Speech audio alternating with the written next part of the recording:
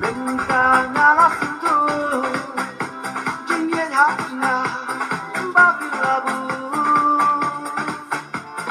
Minka na sutu Jingyen hakna Babi labu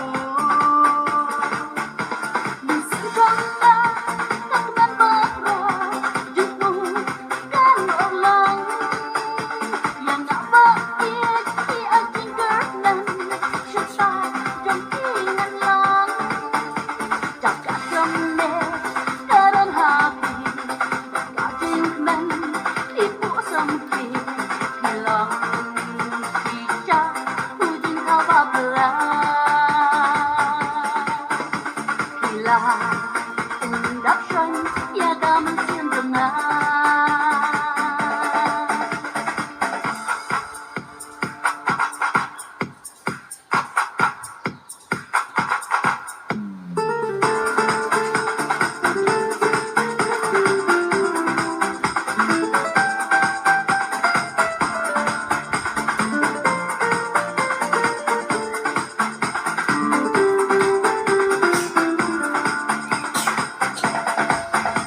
Na thấy sân tiêu hội tên nhà đầy tanya pi bang ayam